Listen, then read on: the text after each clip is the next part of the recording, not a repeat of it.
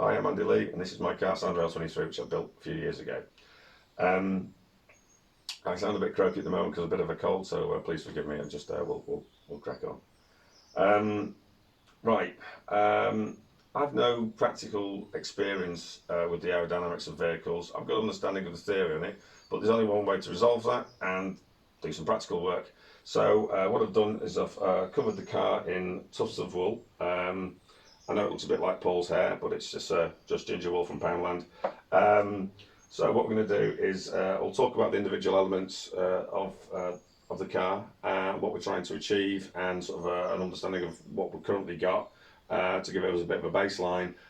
Therefore, when we do the testing, hopefully if the weather holds out tomorrow, I'll go out and do the testing once we've got the cameras all mounted up. Right, so let's talk about the individual elements themselves. Yeah, so this is the rear side pod that goes over the radiator. I thought it would be worth just telling a little bit about it. Right, so in the side pod, the radiator itself is sealed by this top strip here, which has got some foam metal underneath it, which seals the radiator itself, and the back of the radiator is enclosed with this rubber seal here. There's also another seal, you can just see where it comes across the bottom here, which forms the bottom of the radiator housing, and that there seals it in. I had an interesting conversation with a member of the Baja Club the other day, and we were discussing about maybe we're getting too much air coming in, as the air is literally sort of coming in, and as it's got nowhere to go, it's sort of collecting here to wait to go through the radiator, and that is actually stopping the air coming in. So what I've done is I've attached some tufts to the front of the air intake here to see if we're actually getting a drop in incoming air into the chamber. Hopefully we'll be able to see that from the camera, because I doubt I'm going to be able to mount the camera inside the chamber. Yeah, so what we're going to do is get this fitted back on, and we're going to talk about the top radiator next. Hi, this is the top radiator. It sits underneath an adjustable air scoop. As you can see there, it's got 3 different settings for it. The radiator itself is from a Formula Ford race car. The incoming air is split in half by this vane, which should help hopefully distribute the air more evenly across the radiator surface. Now, the radiator itself has rubber seals around the outside to stop any incoming air can be trapped in the radiator compartment and is forced through the radiator itself. As discussed with the side pod, that may well in itself be a problem, as the incoming air, obviously once it fills up and it can't get through the radiator quick enough, will actually be pushing the air back out or stopping any incoming air coming in. So hopefully with the little tassels on here, we'll be able to monitor that. The water for the radiator comes up on this side, travels across the radiator, across the top of the tank, and then back through here. So when we have a look at the thermal images, you should see the radiator surface itself be split in half, and hopefully that will give us an indication if this is actually having any effect.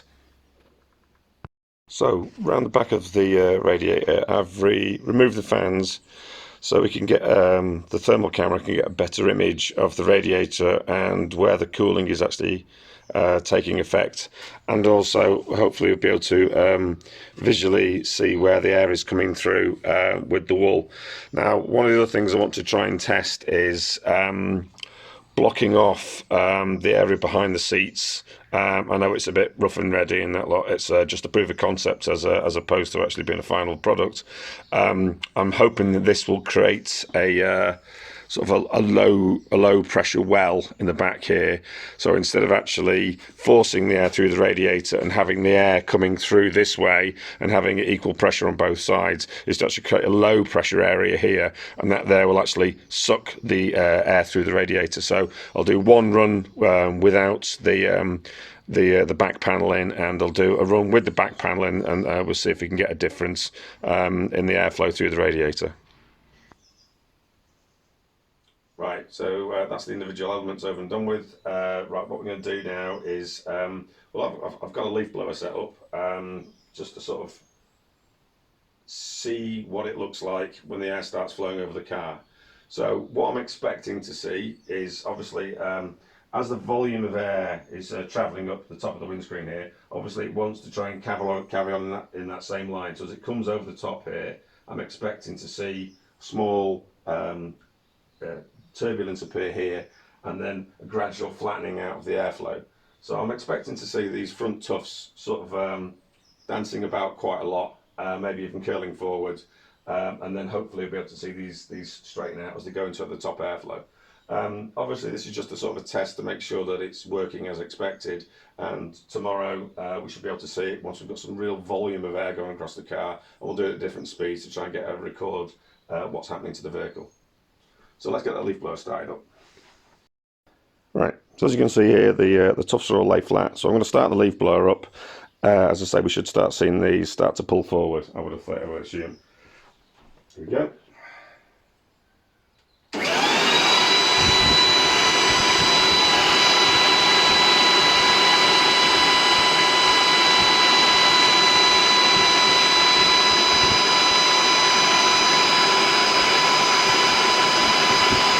As you can see, the air's quite turbulent here, but it is actually smoothing out over the top there.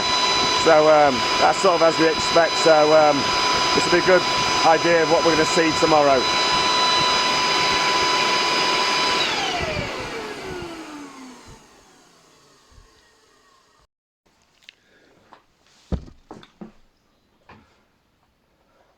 Right, so the test seems to be as we expected. I'll say the tufts have moved forward and like that. So what I've got to do now is I will get the cameras ready for tomorrow. I've got a number of cameras. I've got a 360 camera, a normal action camera, and I've got the thermal camera as well. So what I'm going to do is make some mounts up for those so we can actually see the results tomorrow.